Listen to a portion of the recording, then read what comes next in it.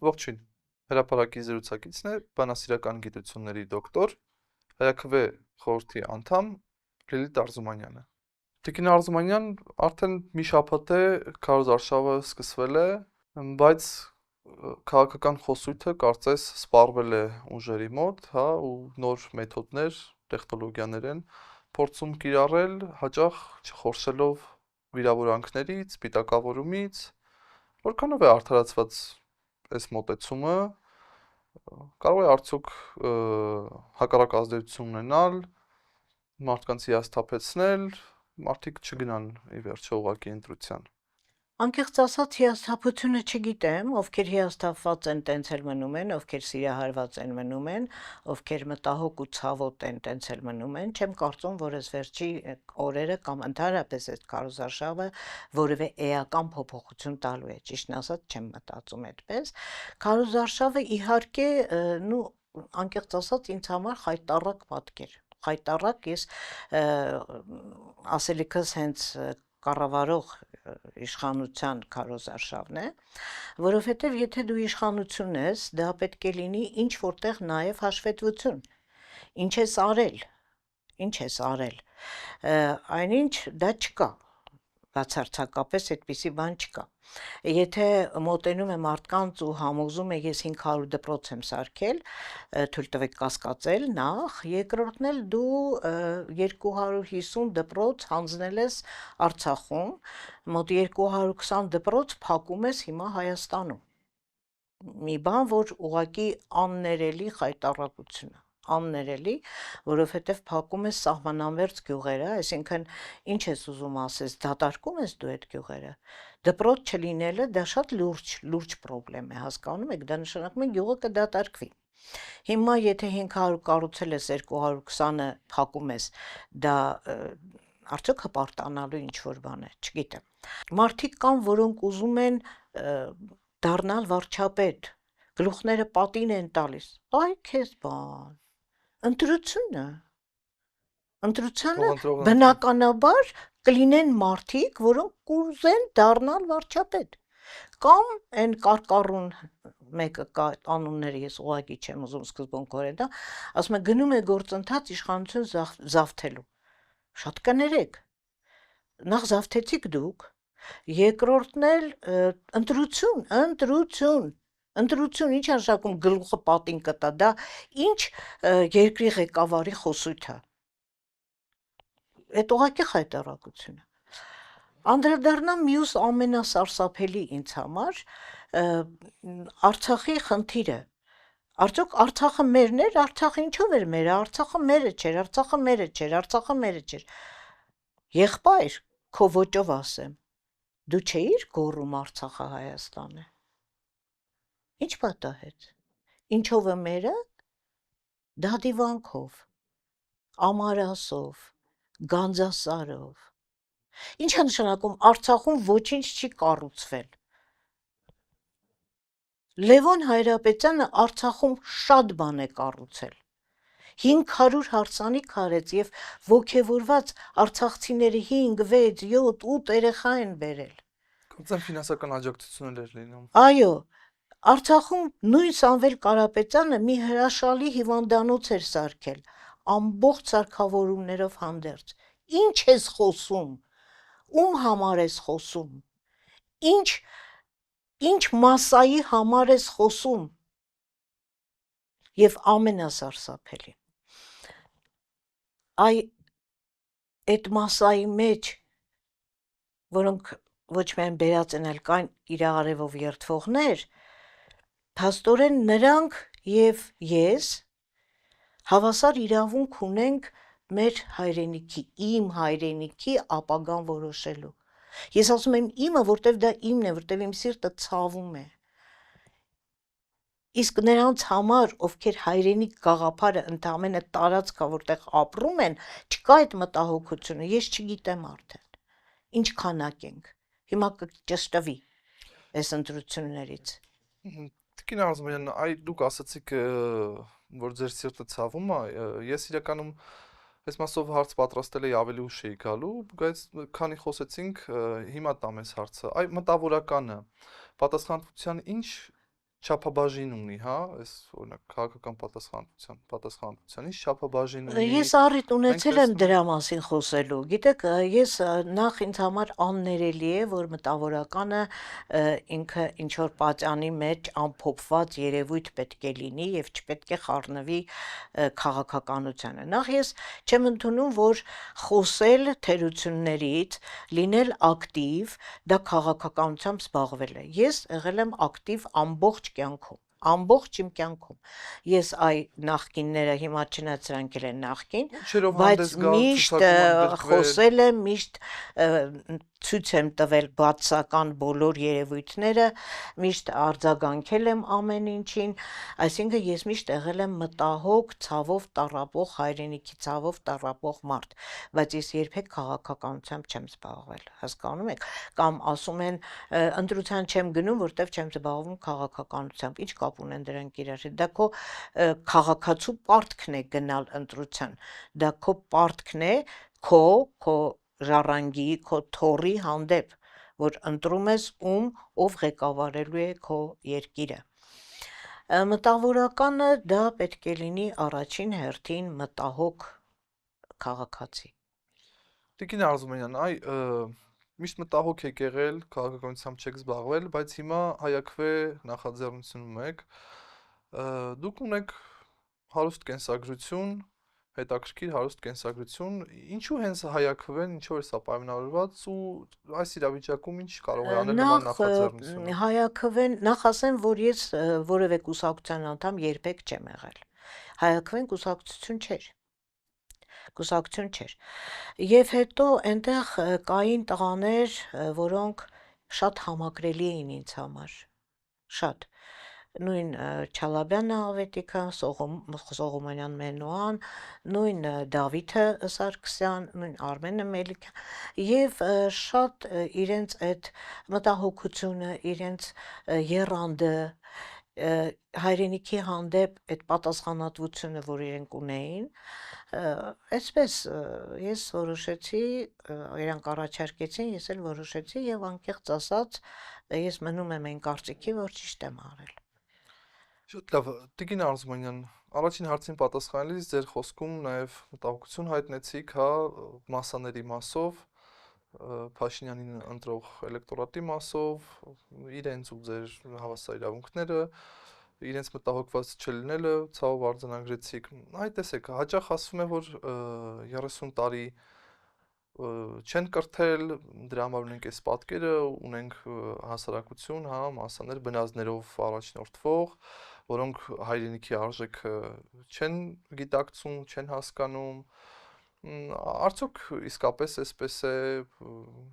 ինչ պետք է անել։ Գիտեք, ես այդ հարցում ես իհարկե համամիտ եմ այդ տեսակետին, համամիտ եմ, որովհետև նայեք, մենք ունեինք մի ժողովուրդ, ես ասում եմ 88-ի մասին, ունեինք մի ժողովուրդ, որը սովետական կրթություն էր ստացել, բայց սովետական կրթություն ստացած ժողովուրդը կանգնեց հանուն Արցախի, ստեղծվեցին կամավորական ջոկատներ, միակամեր, միահամուռեր, հայրենիքի գաղափարը շատ սուր էր եւ մենք դարեր հետո հող ազատագրեցինք։ Մենք սխալ ապրեցինք հետո, շատ սխալ ապրեցինք։ Մենք չխոնարհվեցինք հերոսի գերեզմանի առաջ։ Հասկանում եք, ով դառավ մեր ժամանակի հերոսը։ Ինչ արժեհամակարգ ստեղծեցինք։ Աղավաղվեց մեր արժեհամակարգը։ Ու ես դրա համար իհարկե մեղադրում եմ մեր պետական քաղաքականությունը, սկսած առաջին նախագահից, պետական քաղաքականությունը շատ վատ դեր խաղաց, ես անդադ ասել եմ ու պետք է ասեմ մեր հեռուստատեսությունը, եւ կրթությունը մղվեց երկրորդ պլան, հասկանում եք, եթե դու ուզում ես քո ազգ մնա իր հիշողությամբ, իր ինքնությամբ, արժանապատիվ կեցվածքով, դու առաջի հերթին պետք է մտածես կրթության մասին, մենք արհամարհեցինք կրթությունը, եւ արդյունքը այսօրվա այդ խավն է, որը դադարել է մտածելուց։ Ես այդպես եմ ասում, դադարել է մտածելուց, որովհետև եթե դուք ականջահաճո ելույթները լսելով, որը հայրենիքի կոչ էր, Արցախը Հայաստան է, Հայաստանը նորավանք է, մուշ է, վան է, այդ կոչերը լսելուց հետո սիրահարվեցիր բնական է, բայց եթե հետո, տարիներ հետո, այդ ամբողջը վերածվում է մի հակառակ պատկերի, չէ, բացարձակ հակառակ պատկերի, ու սիրահարվածությունը չի անցնում, արդեն դու ես դադարում ինչ-որ բան հասկանալուց, դու ես դադարում ինչ-որ բան հասկանալուց, հասկանում եք, այսինքն եթե դու հայ ես, դու հիացել ես խոսքերով, ասենք, ասում էր, վարկային լիխառատկա է նախկինների մասին, կրկնակի ավելացավ մեր պետական պարտքը, այսինքն, ասում էիր պատավատապետություն, պատավատները ոչ միայն վերացան, այլ ավելի թարմացան ու ավելի թանկարժեք ու ավելի շատ դարձան, հասկանում եք, երբ որ դու ասում ես Հայաստանը նորավանք է, հետո ասում ես Մասիսին մի նայեք, մեզ հետ կապ չունի, որը ընդամենը սիմվոլ է, մեր սիմվոլը, որը մերն է եղել և մեր սիմվոլն է, հասկանում եք, այսինքն այդ ամբողջ հակասությունը և այդ հակասությունը չտեսնելը, դրան ինչ անուն տաս, եթե ոչ տգիտություն, ինչ անուն տաս, ես չգիտեմ ինչ անուն տամ դրան, և բնականաբար համաձայն եմ այն տեսակետի հետ, որ մենք ուղղակի արխամարեցինք կրթությունը և ստացանք այս ողբալի վիճակը։ Իսկ Տիկին Արզումանյան, իշխանությունների վերարտադրման, Աստված մի արասցե, վերարտադրման պարագայում, որն է ամենամեծ վտանգը, Ես անկեղծ ասած չեմ ուզում դրա մասին մտածել, որովհետև ես ամեն ինչը շատ վատ գույներով եմ տեսնում և չեմ կարծում, թե չափազանցնում եմ։ Նախ, ինչ է նշանակում վերափոխել եկեղեցին։ Ինչ է դա նշանակում։ Ումով ես վերափոխում։ Իրենք ասում են բարենորոգում է։ Չէ, դա ինչ բարենորոգում։ Ինչ բարենորոգում, ինչ բարոյական իրավունք ունես դու բարենորոգես եկեղեցին և ումով։ Ումով։ Դու կանգնում էիր ոմանց մասին էլ Բենթլի, էլ ամենտեղ երեխա ունեն, չգիտեմ այնպես բանի, հիմա դրան գրկել ես, դրանով բարեփոխում ես անում եկեղեցին, հա, հետո դա ինչ քո գործն է։ Վերջապես մենք սահմանադրություն ունենք։ Վերջապես մեր եկեղեցին դարերով եղել է ժողովրդի հետ միասին, հետ ու պայքարել է։ Եղել է մեր գոյության, գոյատևման հենասյուներից մեկը։ Դա մեր հավատքն է։ Հասկանում եք, ու ոնց կարելի է ասել, որ ես եկել եմ, դու ով ես։ Բարենորոգ եմ։ Դա մեկ։ Երկրորդ է, համառորեն չի պատասխանում այն հարցին 300 ադրբեջանցի գալու են, թե չեն գալու։ Իսկ դուք դրա հետևանքները լավ եք պատկերացնում։ 300,000։ Լավ եք պատկերացնում դրա հետևանքները։ Դա նշանակում է շատ կարճ ժամանակահատվածում մենք մեր երկրում դառնալու ենք փոքրամասնություն։ Էլ չեմ ասում մնացած վտանգները։ Բայց Փաշինյանի աջակիցները, Տիկին Արզումանյան, համառորեն պնդում են, որ ոչ մի վտանգ չի սպառնում, հնարավոր է խաղաղ համակեցություն ադրբեջանցիների հետ։ Ինչքան պետք է տգետ լինես, որ դա այդպես մտածես։ Ինչքան։ Հասկանում եք, եթե մենք էլի ես ցավում եմ, որ կարող է կրկնվեմ, մենք ցեղասպանության 110-ամյակ, ճիշտ է, 111։ Հիմա դրանով հո չի ավարտվել թշնամությունը։ Բա Բաքվի ջարդերը, բա Սումգայիթը, բա Արցախի տեղահանությունը, բա կացնահարված մեր ջահելը, դա քրտներիս տակ է, չէ, դա ամեն ինչ, այսինքն այդ թշնամանքը կա և լինելու է, դա գնալու է հավերժ, քանի մենք ապրում ենք։ Դա գուցե գիտեք այն ժամանակ դա չի լինի, երբ որ գա այնտեղ իշխանություն, որն ասի ներողություն ցեղասպանության համար, այդ դրանից հետո կարող է լինի հաշտություն։ քանի դահիճը չի ընդունում իր զոհի հանդեպ դաժանությունը, չի լինելու բարեկամություն, ինչ բարեկամության մասին կարող է խոսք լինել, երբ որ այսօր թշնամի երկրի ղեկավարը բացահայտ հռհռալով ձեռ է առնում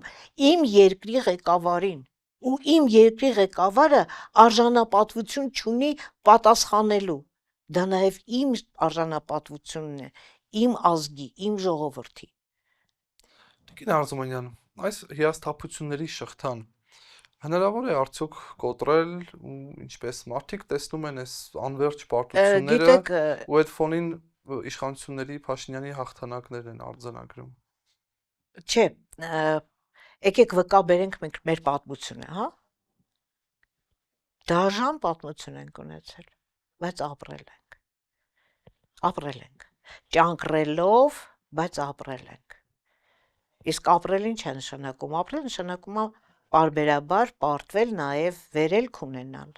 Մենք հաղթանակներ ենք ունեցել, չէ։ Գիտեք, եթե իրեն թվում է, որ մոռացության տալով ամեն ինչը ինքը հասնելու է նրան, որ հիշողությունը կորցրած ազգ ենք դառնալու, շատ սխալվում է, անհնար է, գենետիկորեն հնարավոր չի հայի մեջից հանել արժանապատվությունը, հայի սիմվոլներից հանել Մասիսը, հայի հիշողությունից հանել ցեղասպանությունը, հնարավոր չի, ով ուզում է լինի, հնարավոր չի։ Հիշողությունը կորցրած մարդը ինչ է, շատ ներողություն բույս, ճիշտ է, որին հարազատները պահում են գոյությունը պահպանելու համար մինչև մահը։ Մենք ազգովի բույս ենք դառնալու, մեր հարազատներն էլ Թուրքիան ու Ադրբեջանն են, էսա ծրագիրը, չի լինելու, այդպես չի լինելու, սթափվելու ենք, պատերազմը այդ մեծ հաղթանակից հետո, հավատից հետո, դարեր շարունակ այդ ճանկռելուց հետո, ինչ-որ հող հետ բերելուց հետո, պատերազմի այդ ցավը, պարտության ցավը ահավոր մեծ էր և բնականաբար կլինի այդ հուսահատությունը, բայց սա այն ազգը չի, որին կարելի է կոտրել, հնարավոր չի, ասում եմ վկա մեր պատմությունը, դարերով ապրել ենք, չէ, գոյատևել, գիտեք, երբեմն ինձ համար շատ մեծ հարցական, ես հիմա որ նայում եմ իմ ժողովրդին, անկեղծ ասած շատ եմ ցավում, սենց այն որ սիրտս մխկտում է, ասում եմ, լավ, ես այս տարիքում հասել եմ, ես այսքան չէի ճանաչում այս ժողովրդին, այսքան չէի պատկերացնում, որ իմ ժողովրդի մեջ այսքան շահամոլ, այսքան եսակենտրոն, այսքան տգետ, այսքան, չգիտեմ, անմարդկային, չեմ անում, ոնց կարելի էր 88-ի ժողովրդին, որը Արցախի համար ոտքի կանգնեց, դարձնել Արցախի թշնամին, ոնց կարելի էր այդ ժողովրդին այդ աստիճան փոխել, այդ ցավը շատ կա մեջս, բայց միևնույն ժամանակ նայում ես մեր պատմությանը ու մտածում ես ժամանակավոր ինչ-որ բան է, ժամանակավոր, զարմանքը, ներողություն, այն զարմանքը, որ այս ձևով մենք այսպես հիմա դառանք, թե եղել ենք, եթե եղել ենք ու հասել ենք 21-րդ դար, ուրեմն էլ ապրելու ենք։ Շատ մարդիկ կան, որոնք հիասթափված են, չկողմնորոշված են, անտարբեր են, անգամ չեն գնալու ընտրությունների, այս մարդկանց ինչպես համոզել, որ ընտրություններով ի վերջո հնարավոր է այսքան Փաշինյանի պարտություններից և բազմաթիվ Փաշինյանի մարտեր հաղթելուց հետո հնարավոր է, այսինքն պատմությունը վկայակոչելով, հա։ Չէ, պատմությունը վկայակոչելով չէ, այսպես ես ուզում եմ, որ յուրաքանչյուր հայ ինքն իրեն մարդու տեղ դնի, ընդամենը, եթե ես մարդ եմ, ես Հայաստանի Հանրապետության քաղաքացի եմ, ես ունեմ իմ պարտքը, ես ունեմ իմ ձայնը և ես պարտավոր եմ իմ ձայնը տեղ հասցնեմ, այսքան բան, դա ինքնասիրության խնդիր է, ամեն մեկը պետք է ինքնասիրություն ունենա, Ես հաջորդ հարցով Տիկին Արզուման, ձեզ ուզում էի խնդրել, որպեսզի մեր հետևորդներին դիմեիք, հա, թեկուզ այսպես կոչով, բայց կարծես դուք այդ կոչը հնչեցրիք արդեն ամեն Եվ հայի գիտեք ինչ շատ հորդորելով։ տխուր բան եմ ասելու, բայց շատ կուզեմ, որ այն մարդիկ, որ դեռևս հավատում են այս իշխանություններին, ես շատ ուզում եմ այդ գիրքը կարդան, այդ երկրի հակառակ կողմը կարդան։ Շատ եմ ուզում։ Շատ։ Շատերը մի քանի էջից ավել չեն կարողանում։ Չէ, շատերը չեն կարդացել եւ շատերը չեն պատկերացնում։ Չեն պատկերացնում։ Դուք կարդացել եք։ Դիմացել եմ սարսափահար լինելով, ես ուղղակի շատ եմ խնդրում, որովհետև դա մեր ղեկավարի գիրքն է, այսինքն իր մտածողությունը, իր չափանիշները, եւ շատ կուզեմ կարդան ընտրությունների գնալուց առաջ։ Դե իհարկե ովքեր կարդալ գիտեն։ Եվ ասում եմ, հիմնականում այդ ինքնասիրությունը, որ ես անհատ եմ, ես պարտավոր եմ իմ կարծիքը ասել։ Դա յուրաքանչյուր այսօր այսքան ցավ տեսնելուց հետո, այսքան կորուստ տեսնելուց հետո յուրաքանչյուր հայի տրամաբանությունը պետք է լինի։ Ես պետք է գնամ ընտրության անկախ ամեն ինչից, ես իմ ձայնը պետքա տամ գուցե փրկվելու համար։ Ինչ ասեմ։ Խոսեցիք նորից ընտրություններից, Տիկին Արզումանյան, վերադառնալով ընտրությունների թեմային, այս պահին Հայաքվեն աջակցում է Ուժեղ Հայաստանին, որը ընդդիմադիր ֆավորիտ մեծ ուժերից մեկն է։ Այ հետաքրքիր է, այստեղ այդ համագործակցությունը, սատարումը ամեն դեպքում ինչ սկզբունքով է այս արժե համակարգային, հա, համընկնումներ կան, թե ամեն դեպքում սկզբունքը իմ թշնամին, իմ բարեկամն։ Չեմ կարծում, որովհետև ես ասում եմ, Հայաքվեն ունի որոշակի դիրքորոշում, շատ ուրույն մտածողություն, որոշակի դիրքորոշում, եւ բնականաբար պետք է միանար նրան, ով նույն գաղափարների կրողն էր։ Շատ լավ, Տիկին Արզումանյան, ամփոփելով զրույցը, այ կուզենամ ձեզ հարցնել ընտրություններից հետո,